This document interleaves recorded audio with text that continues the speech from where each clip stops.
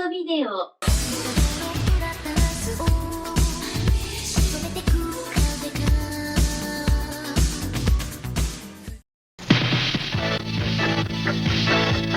Gaga is proud to present the following 1988 selection for the entire family. In all the years I have been doing this show, I think this video was one of my favorite finds. Without meaning to, Gaga Communications, a Japanese distribution company completely lost to the ages, managed to capture the moment when companies on both ends of the Pacific began to make deals to bring anime to the American masses, by any means necessary it would seem.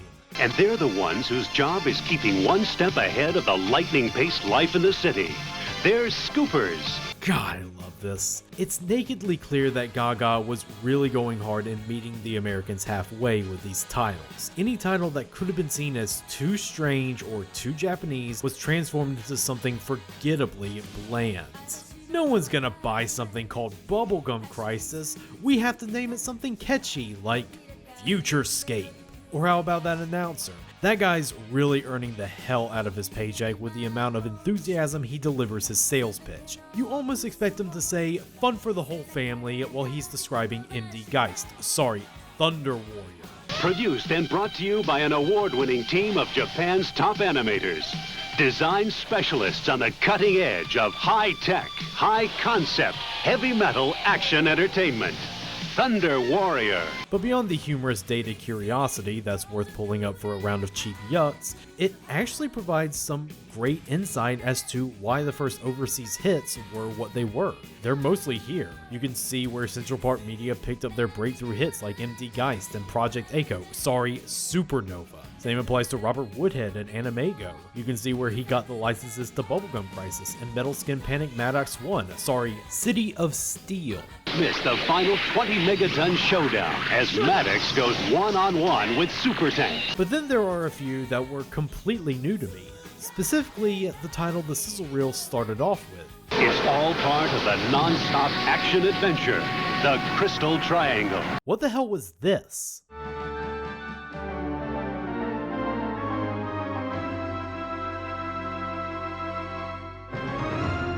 In the beginning, there was God, and God gave Moses the 10 Commandments to pass down the principles mankind should live by. But on top of that, the Almighty also slipped a little message into the stack, a secret message that is said to contain the key to unlimited power. Throughout history, power-hungry conquerors have sought the hidden message, but have always come up short. Cut to present day, read the 1980s, where we see our hero Koichiro Kamishiro, a professor of archaeology who globetrots around the world in search of rare finds. And on this mission, he's hoping to actually find the lost 11th commandment passed down by God. With the help of his assistants Isao and Mina, and the daughter of his mentor Miyabi, Kamishiro hopes to uncover the truth that has eluded man for so long. But, it turns out, forces from around the globe also seek that truth to further their own agendas. The closer Kamishiro gets to finding the lost message of God, the more these shadowy figures begin to close in on him. Kamishiro better find the message from God fast before the vast global conspiracy swallows him whole, for he knows humanity's ultimate fate rests in the balance. 俺たちは知らない間に醜い権力争いのど真ん中に迷い込んじまったんだ。奴らにとっちゃ神のメッセージだろうが、核兵器と同じなんだ。It's been a while since we've touched on an anime this lost to the ages like 1987's Crystal Triangle. I don't know if I can remember when was the last time I had to do a video on an anime where all the sources were laserdisc transfers with hard-coded yellow subs. And for good reason. This was an anime that never even had a chance to develop even the slightest bit of a cult following in the States. From what little information I could find, this was one of the earliest Central Park Media titles released stateside in the wake of their success with Project Echo. A sub-only release in 1993 that didn't even get a proper re-release once the DVD era came around. Remember, this is Central Park Media, the company that made MD Geist their official mascot, and even they felt like this anime was a lost cause not worthy of throwing any extra money towards. Now my curiosity is piqued. Let's dig our pickaxes into the sand and uncover this lost 80s artifact. We're gonna see how cracked this Crystal Triangle actually is. なんだこれは。 Crystal Triangle was the brainchild of a familiar face we've had on this show, Seiji Okuda. If you need a brief recap, Okuda was a veteran of the first wave of television anime, starting his career in 1963 working on shows like Astro Boy and Tetsujin 28 Go. He spent decades working on legendary productions and making connections with some of the greats who made said productions. But we're here to talk about Okuda's true heyday when he was a big wheel of the early OVA era. He was responsible for making some of the earliest titles of that era. Some were successes like Dream Hunter Rim, an 18+ anime that eventually got edited for the general public that would allow it to blossom into its own franchise. Others less so, like Twinkle Heart, a comedic sci-fi collaboration with character designer Sawako Yamamoto to cash in on the then burning hot bishoujo craze. Now, Okuda was swept up into another trend. Well, actually, it was more like a brief flirtation, if anything. The idea of making feature-length direct-to-video movies. Even if the OVA market was still relatively new, some studios were willing to take a huge bet and make an OVA with a slightly longer runtime, and by extension production time, for better results. This had been proven with the success of 1986's Gall Force. And just like how Gall Force was an anime that took inspiration from the movie Alien, Crystal Triangle also took inspiration from a highly influential blockbuster. Indiana Jones and the Raiders of the Lost Ark was a pretty big success at the Japanese box office in the year 1982, being one of the highest grossing Western films distributed in Japan that year with 2.1 billion yen to its name. 5 years later, it would no doubt serve as inspiration for Okuda's anime film the same way Twin Peaks served as inspiration for Deadly Premonition. FK. In the coffee. I knew I could count on it. This is pure baseless speculation, of course, as we don't know the exact details of how Crystal Triangle came into being, as nobody has bothered to keep any production sources handy. All we know is that this was an entirely original story pitched by Okuda himself. And once he pitched to Animate, the same studio that produced Gall Force, he was set up to build up a truly stacked staff for his journey into Spielbergian imitation.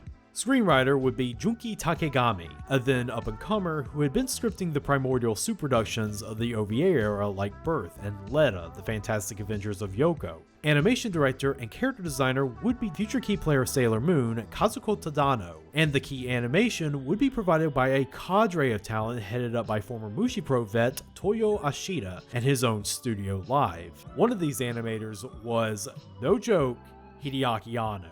Hey, we've seen his name pop up in more surprising things. The voice actors were also an all-star cast of seiyuu. Alongside top dogs like Banjo Ginga and then newcomers like Kazuki Yao, you had Masane Sukiyama playing our hero Kamishiro.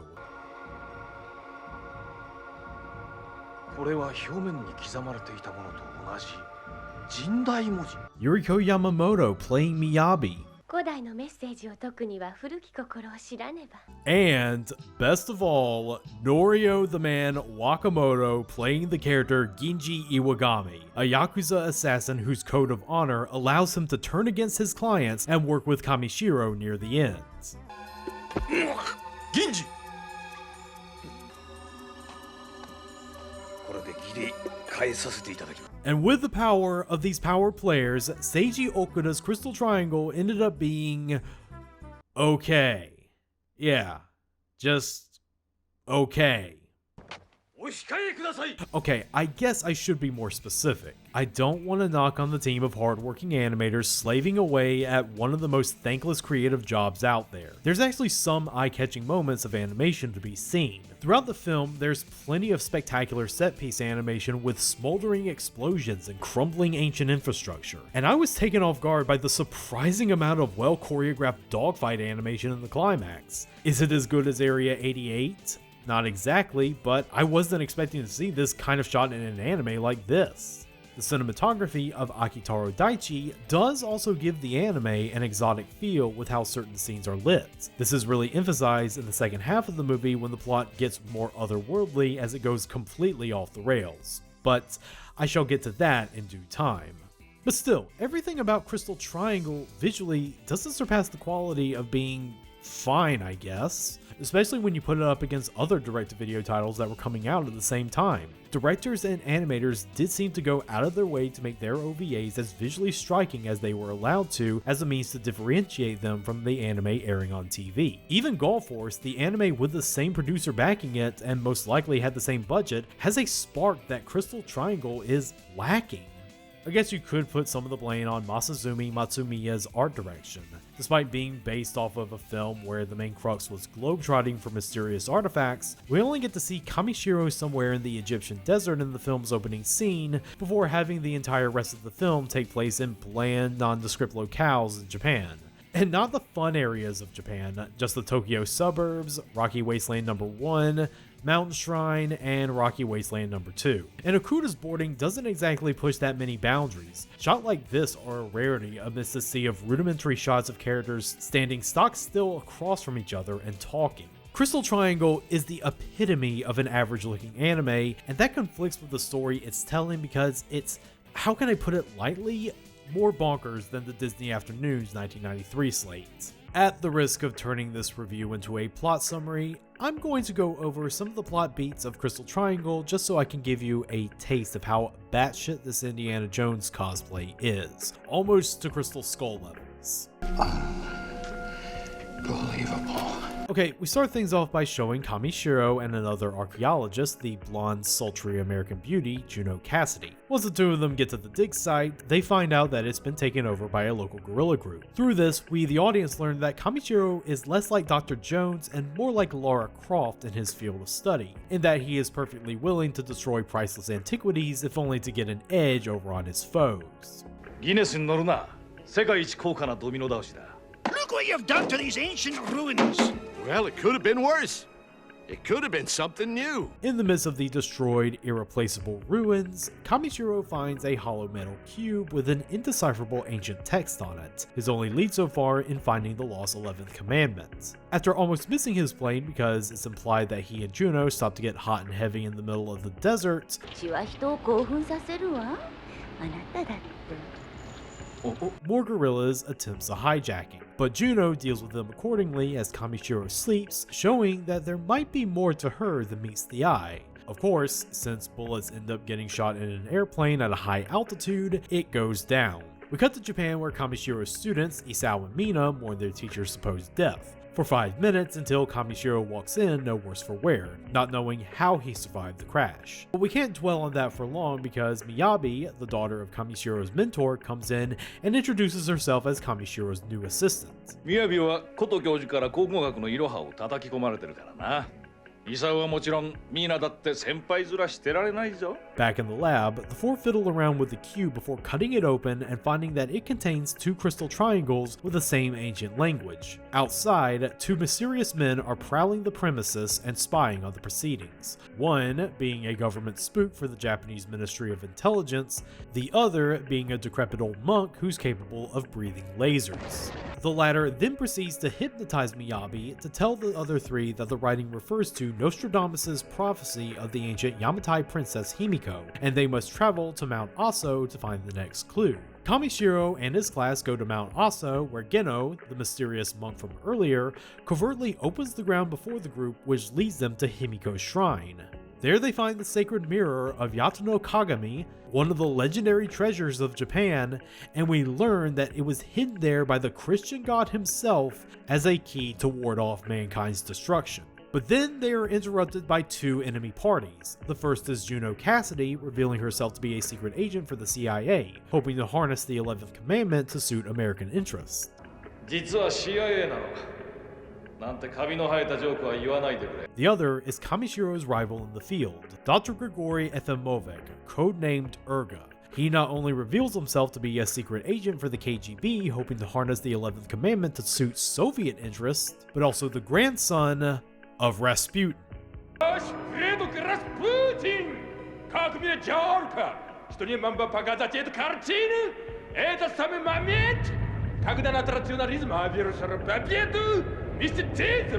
And all of this happens in the first 25 minutes of this 81-minute film.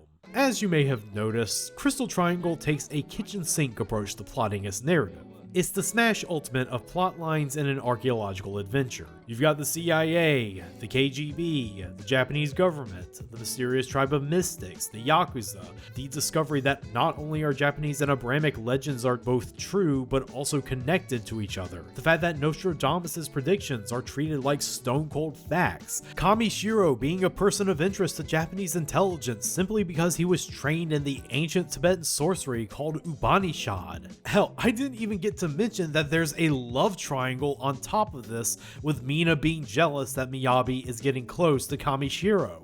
俺は過去ばかりにこだわって生きていく男だ。みやび、君にはもっとふさわしい男がいるさ。いや、私を孤独から救ってくださるのは先生だけ。どこ行ったのかな、先生。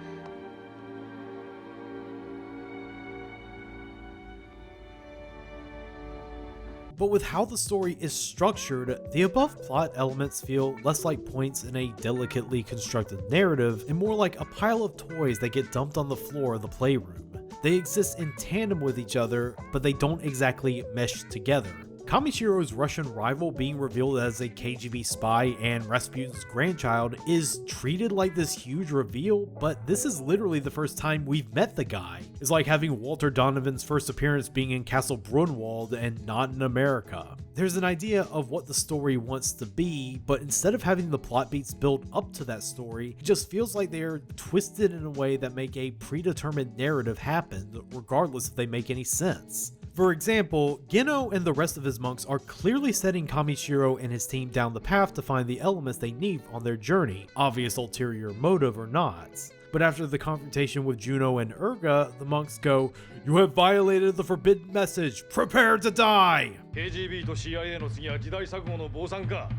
危ないな。 And then they proceed to try and collapse the entire shrine down on our heroes and antagonists. We learn later, after Geno and his monks are taken out via Genji and a helicopter minigun, that they are from the reclusive Hiei tribe of monks and they have a specific connection to the message. They discover that the monks are actually a race of demons and that the message has something to do with the dark star Nemesis, which will enter the solar system in the year 1999 and cause a second mass extinction, the first being when it killed off all the dinosaurs. The reason why the Hiei are connected to this is because they are hoping to succeed the humans when they finally die out.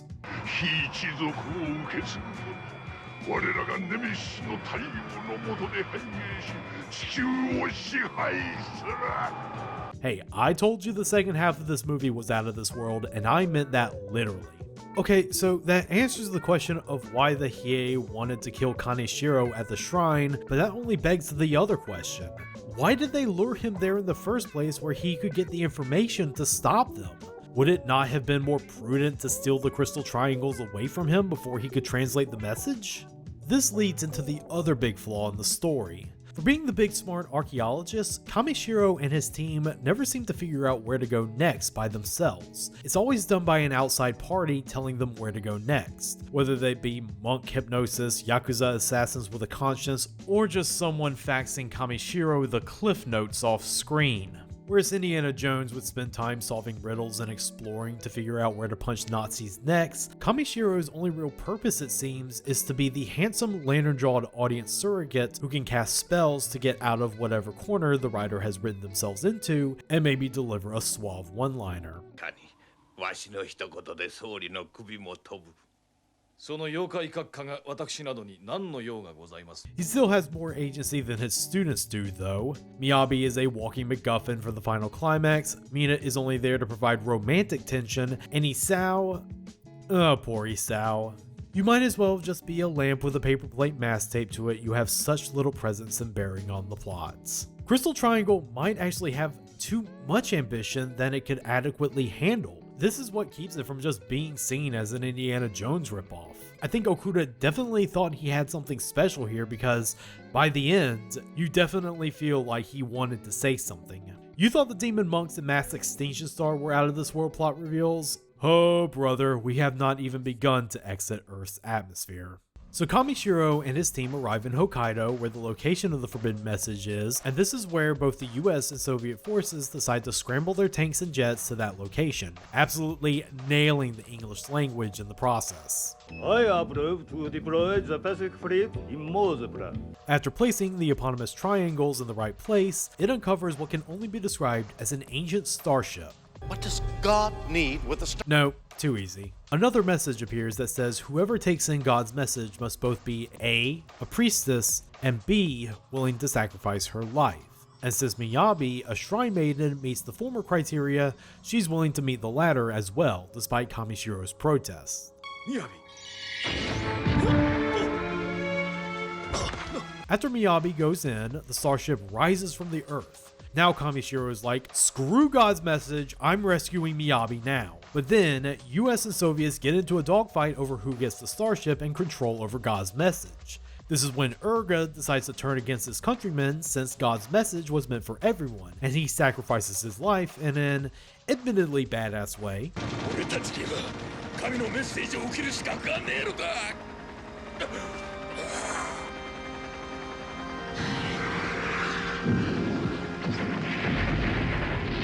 After lowering Juno down to safety, Kamishiro tries to rescue Miyabi again, but even after his Tibetan sorcery powers fail, the spirits of the He return to say that Miyabi was actually Princess Himiko, who kept herself alive for millennia just so she could sacrifice her life and seal the message away at the very last second.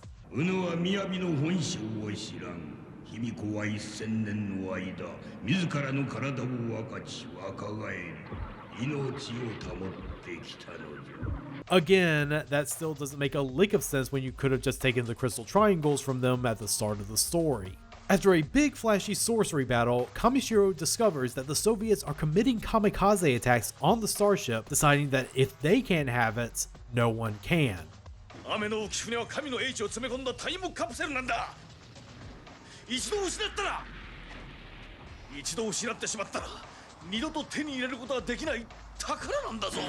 But Kamishiro hears the voice of Miyabi transferring her thoughts to him. She's currently having an audience with God, who turns out to be a giant alien space caterpillar with a chipmunk voice.